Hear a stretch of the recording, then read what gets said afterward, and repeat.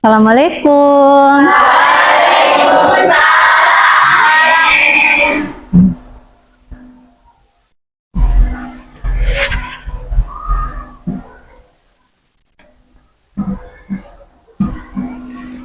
Silakan Nak, ketua kelas disiapkan dulu teman-temannya. Perhatian. Siap. Sebelum kita memulai pelajaran, alat baiknya kita membaca doa sesuai agama dan asik. Doa dimulai.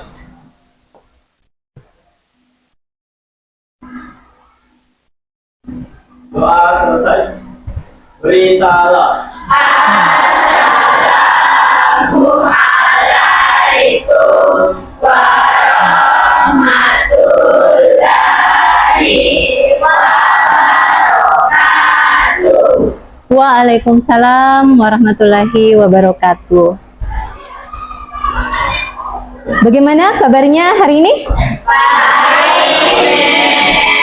Ya, jadi untuk hari ini kita sudah masuk ke topik pembahasan yang baru. Setelah kemarin kalian mengikuti ujian sumatif yang pertama, yaitu terkait pertumbuhan dan perkembangan pada manusia. Sebelum kita masuk ke pelajaran kita hari ini, adakah temannya yang tidak hadir? Siapa yang tidak hadir? Faika. Ada apa dengan Faika? Izin.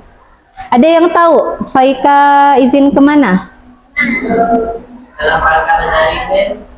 Oh, menari. Ya. Oke ya. Semuanya sudah berada di tempatnya masing-masing? Sudah. Ya, karena pertemuan kita hari ini berada di jam terakhir. Biasanya kalau di jam terakhir itu sudah mulai tidak fokus. Mungkin karena pengaruh capek, mungkin juga ada yang sudah mulai lapar, mungkin juga ada yang merasa gerah. Nah, sebelum kita lanjut ke pelajaran kita hari ini, saya ingin memberikan ice breaking dulu kepada kalian. Semuanya saya minta berdiri dulu semua.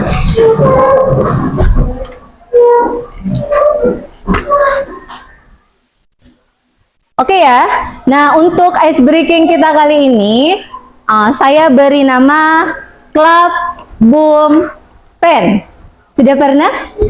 Sudah. Nah, sekarang saya minta kalian meletakkan satu buah pulpen di antara temannya.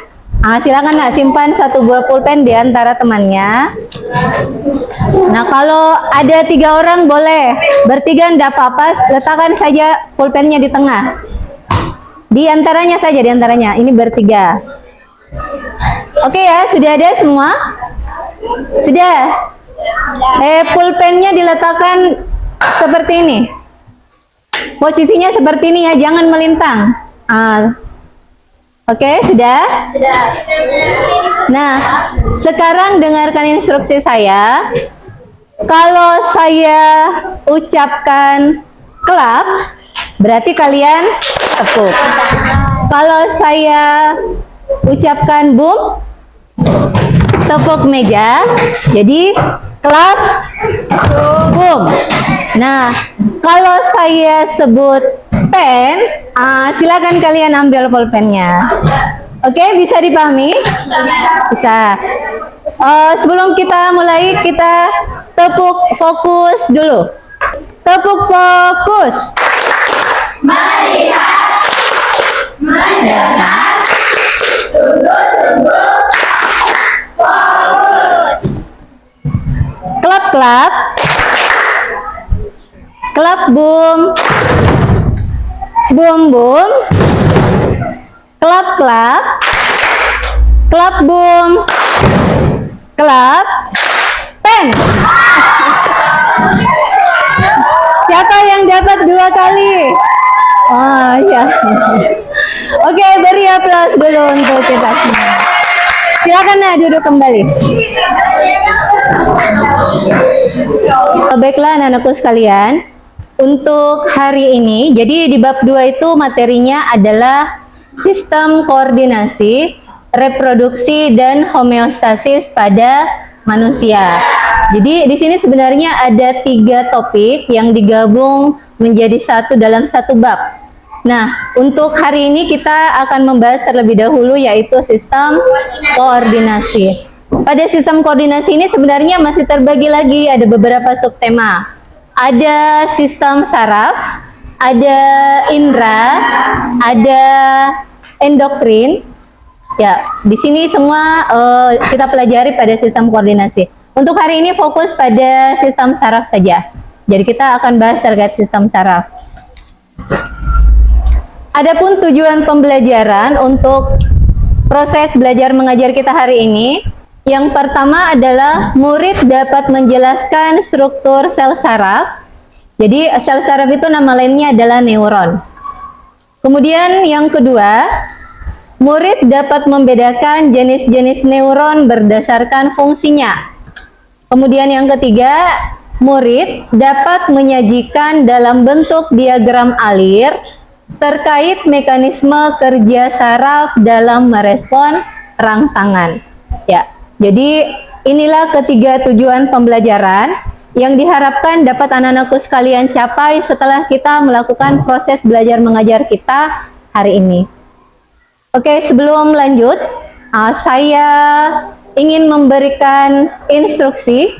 Aba-aba, silakan kalian mengikuti instruksi yang saya berikan. Semuanya angkat tangan kiri. Oke, silakan berdiri. Diturunkan tangannya. Ya, berdiri dulu semua. Pegang hidung.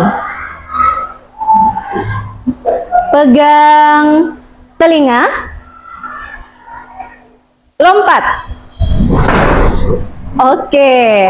Nah, dari apa yang kalian lakukan tadi, ada yang bisa memberikan penjelasan terkait kenapa kira-kira ketika kalian mendengar aba-aba, kalian bisa melakukan instruksi itu? Boleh nak? Silakan duduk kembali. Apa yang menyebabkan ketika kita mendengarkan aba-aba atau instruksi, kita bisa melakukan gerakan sesuai dengan aba-aba atau instruksi yang diberikan?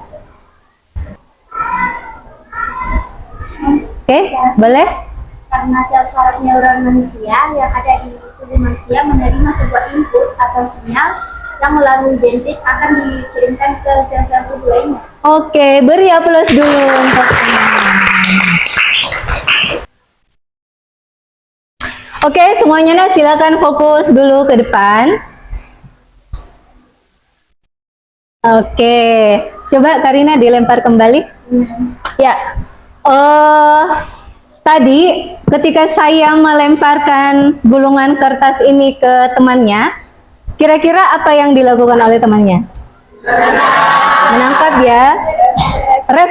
Refleks menangkap benda yang saya lemparkan tadi. Otomatis dibandingkan dengan gerakan yang kalian lakukan tadi, ketika saya memberikan aba-aba, mana gerakannya yang lebih cepat? Yang refleks. Nah, pada pelajaran kita sebentar, kita akan melihat, kita akan mempelajari apa sih yang membedakan mekanisme penghantaran impuls ini. Mengapa pada gerak refleks itu gerakan impulsnya berjalan jauh lebih cepat dibanding ketika melakukan gerakan yang disadari. Oke ya. Nah, sekarang silakan diperhatikan gambar di atas.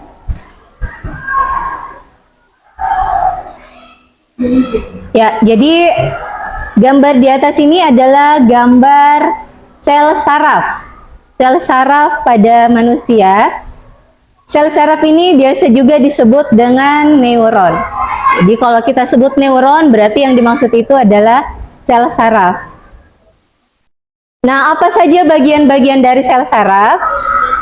Ya, silakan dilihat gambar di atas. Ya. Jadi secara umum, sel saraf ini terdiri atas 3 bagian utama. Yang pertama ini adalah bagian badan sel. Kemudian ini adalah bagian akson. Ya. Yang ketiga itu adalah bagian dendrit. Jadi dendrit, badan sel, dan bagian akson. Nah, adapun bagian tambahan lain yang bisa kalian amati. Nah, di sini ada bagian nukleus. Apa itu nukleus? Masih ada yang ingat? Inti sel. Jadi nukleus itu adalah nama lain dari inti sel. Nah, kemudian di bagian akson, ini ada namanya sel swan. Nah, sel swan ini dapat membentuk selubung yang disebut dengan selubung mielin. Jadi yang berwarna kuning pada gambar di atas, ini adalah penampakan dari selubung mielin. Nah, bagian pada akson yang tidak diselubungi oleh selubung mielin, inilah yang disebut dengan nodus Ranvier. Jadi kalau dari bagian paling luar, secara berurut ada dendrit, kemudian masuk ke bagian badan sel, di badan sel ada inti sel, nah kemudian masuk ke bagian akson. Di bagian akson ini ada sel swan, ada nodus Ranvier, ada selubung mielin, kemudian di bagian paling ujung akson ada yang disebut dengan sinapsis. Ya, ini adalah fungsi dari masing-masing bagian sel saraf. Jadi dendrit berfungsi untuk menerima impuls, kemudian badan sel ini bertanggung jawab untuk memutuskan atau meneruskan sinyal yang diperoleh menuju ke bagian sel berikutnya. Kemudian ada bagian akson yang berfungsi untuk meneruskan impuls ke badan sel saraf yang lain. Nah, kalau kita lihat ini ada selubung mielin. Kalau ditanya kira-kira apa fungsi dari selubung mielin? Ya, ini berfungsi untuk mempercepat jalannya impuls. Jadi kalau ada impuls yang datang, kalau misalnya sel sarafnya punya selubung mielin, itu impulsnya lompat. Ini dia lompat, ini selubung mielinnya.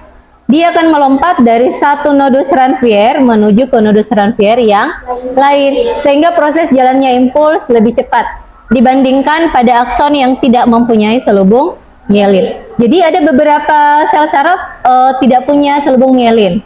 Jadi tidak semua sel saraf itu bagian aksonnya ditutupi oleh selubung mielin. Nah, di bagian paling ujung ini ada yang disebut dengan sinaps atau sinapsis. Nah, sinapsis ini berfungsi untuk melepaskan sinyal kimia. Ada namanya nanti sinyal kimia dalam bentuk neurotransmitter, itu akan dilepaskan di bagian sinaps. Nanti neurotransmitter itu akan ditangkap oleh bagian dendrit sel saraf berikutnya. Jadi yang ada di tubuh kita itu kan sel sarafnya ada jutaan, sambung menyambung. Jadi ketika sudah sampai di bagian sinaps, sinyalnya akan dilepas. Nah, ditangkap lagi oleh bagian dendrit sel saraf berikutnya. Seperti itu ya. Ya, ini adalah bagian-bagian dari proses penghantaran impuls. Ada yang disebut dengan bagian reseptor, ada neuron sensorik.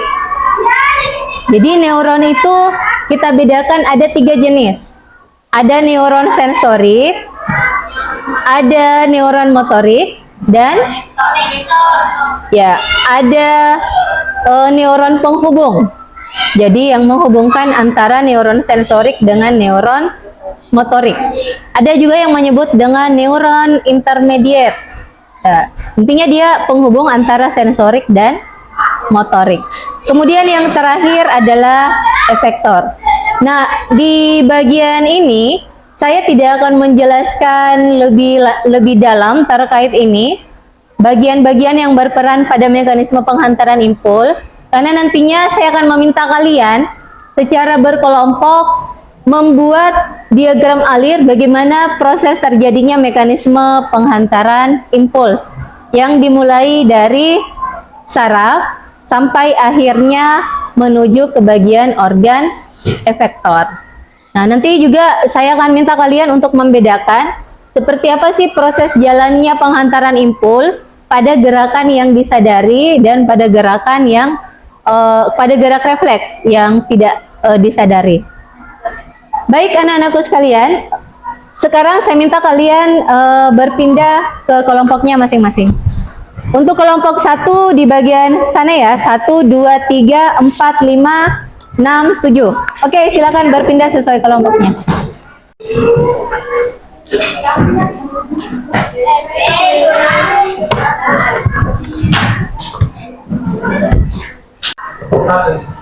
Oke ya, saya bagikan dulu LKPD-nya.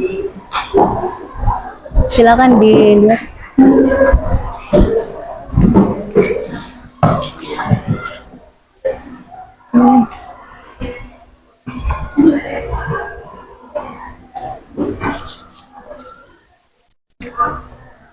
Iya, tulis kelompok dan anggotanya ya.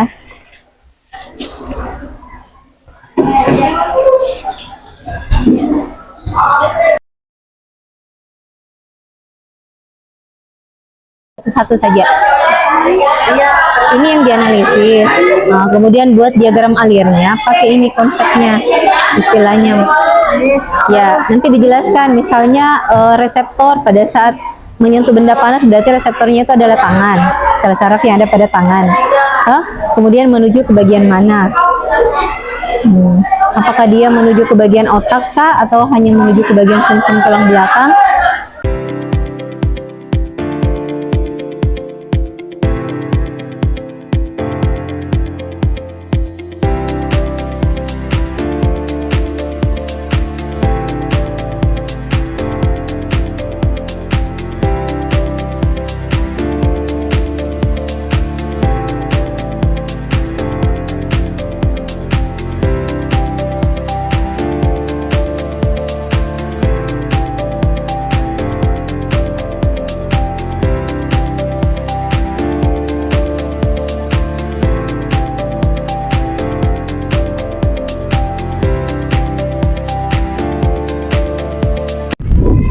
Assalamualaikum warahmatullahi wabarakatuh. Waalaikumsalam warahmatullahi wabarakatuh. Perkenalkan, kami dari kelompok 2 akan mempresentasikan mengenai sistem saraf pada manusia. Yang pertama, perkenalkan, nama saya Fitra Zahra Nursul dan ada pun anggota saya yaitu. Perkenalkan, nama saya Zahira Nurasyura. Saya Nur Ilmi Ramadhani. Saya Muhammad Mubin. Saya Nuratina Yusman.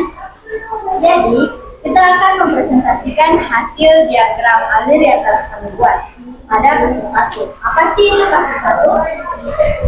Studi kasus 1. Tangan tersentuh benda panas. Seorang siswa sedang membantu ibunya memasak di dapur. Tanpa sengaja, tangannya menyentuh panci yang masih panas di atas kompor. Seketika itu juga, dia menarik tangannya kembali. Nah, langsung saja kita ke penjelasan diagram alir. Sistem saraf pada manusia. Tahap pertama, reseptor atau tahap penerimaan rangsangan. Reseptor inilah yang pertama kali mendeteksi rangsangan berupa suhu panas berlebih saat tangan menyentuh panci. Begitu mendeteksi rangsangan, reseptor akan mengubahnya menjadi impuls listrik yang bisa dikirim lewat neuron. Tahap kedua, neuron sensorik. Saraf tepi yang menghubungkan reseptor dengan sistem saraf pusat membawa impuls saraf dari reseptor kulit menuju sumsum tulang belakang. Neuron sensorik bekerja sebagai kurir yang menyampaikan informasi tentang adanya bahaya panas atau nyeri agar segera diproses. Tahap ketiga yaitu sistem saraf pusat. Menerima impuls dari neuron sensorik, memproses informasi dengan cepat, lalu langsung menentukan respon tanpa harus menunggu otak berpikir panjang.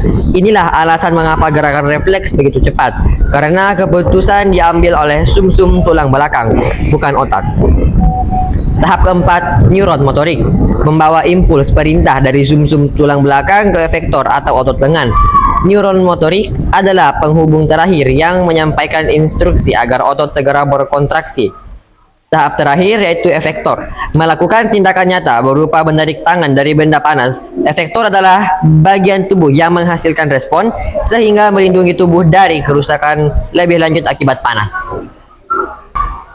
Kesimpulannya adalah karena ia mengkoordinasikan gerakan tubuh, mengatur pernapasan dan detak jantung, serta memproses informasi dari indera untuk menjaga keseimbangan dan koordinasi.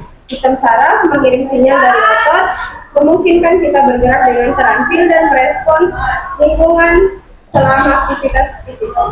Nah, baik. Jadi itulah penjelasan kami mengenai sistem saraf manusia. Mohon maaf jika ada salah. Kami tutup. Wassalamualaikum warahmatullahi wabarakatuh. Waalaikumsalam. warahmatullahi wabarakatuh. Beri aplaus untuk teman-teman. Silakan Nak, boleh kembali ke tempatnya. Assalamualaikum warahmatullahi wabarakatuh. Waalaikumsalam. Baik, perkenalkan kami dari kelompok 6 yaitu BD Haduli yang beranggotakan saya Andiani Nina Putri. Saya Aulia Sarasi. Saya Arifani Fayasi. Saya Zakira Lena Davita. Saya Natania Alicia. Oke, baik. Pada kesempatan kali ini kita akan mempresentasikan hasil diskusi kelompok kami membuat diagram alir. Terkait kasus 2, yaitu mendengar bel pulang sekolah. Saat sedang asik belajar, tiba-tiba terdengar suara bel tanda pulang sekolah. Seketika, siswa tersebut langsung mengemasi buku-bukunya dan bersiap pulang. Tugasnya yaitu analisislah perjalanan impuls saraf yang terjadi pada kasus tersebut dalam bentuk diagram alir. Baik, yang pertama yaitu diterima oleh reseptor seperti telinga yang menerima rangsangan berupa suara bel. Yang kedua adalah neuron sensorik atau saraf pendengaran membawa sinyal dari telinga ke otak. Yang ketiga adalah sistem saraf pusat atau otak yang mengolah informasi mengenali suara bel sebagai tanda pulang sekolah, sehingga otak akan memutuskan respon apa yang diberikan nantinya. Yang keempat adalah neuron motorik, membawa perintah dari otak ke otot-otot tubuh. Yang kelima adalah efektor, otot tangan dan kaki, yang menghasilkan sebuah respon, seperti siswa itu akan mengemasi bukunya dan bersiap pulang, sebagai tindakan akhir dalam mengeksekusi sinyal yang telah disampaikan oleh otak tersebut.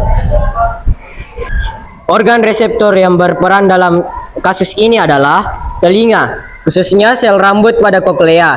Rangsangan yang diterima berupa gelombang suara bel pulang sekolah. Nomor 2, tahap pengiriman sinyal. Jelaskan bagaimana neuron sensorik bekerja. Dari mana sinyal berasal dan kemana sinyal itu diteruskan. Tahap pengiriman sinyal. Neuron sensorik telinga atau saraf auditorik bekerja dengan mengubah getaran suara menjadi impuls listrik. Sinyal ini berasal dari reseptor pendengaran, sel rambut di koklea. Lalu diteruskan melalui saraf pendengaran menuju otak, sistem saraf pusat. Nomor 3, tahap pengolahan informasi. Apa peran sistem saraf pusat dalam kasus ini? Bagaimana sistem saraf pusat memutuskan respons yang harus diberikan?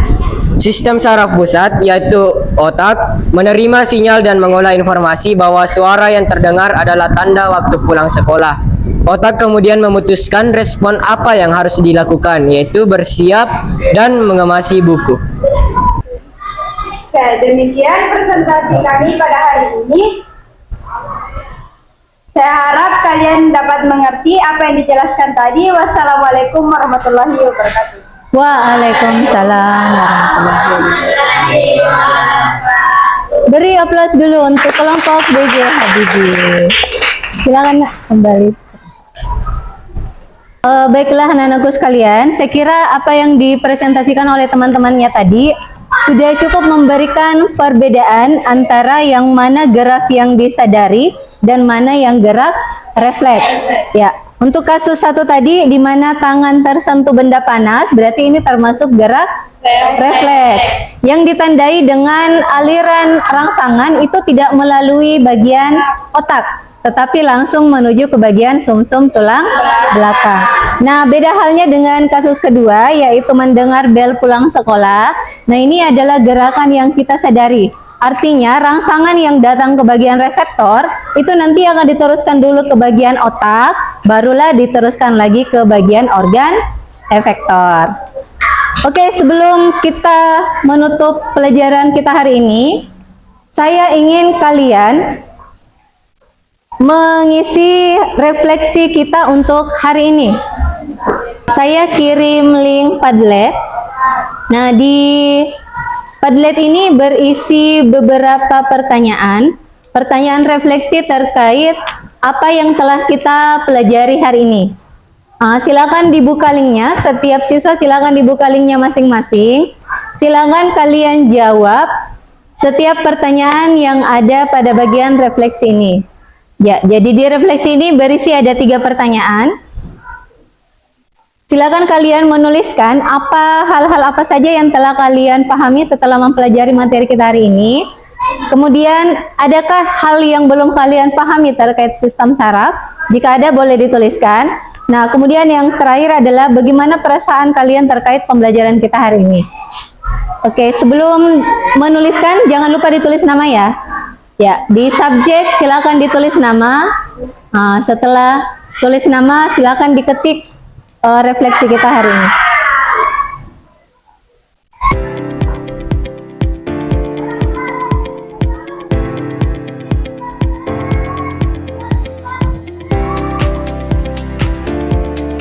Ditulis nama di bagian subjek.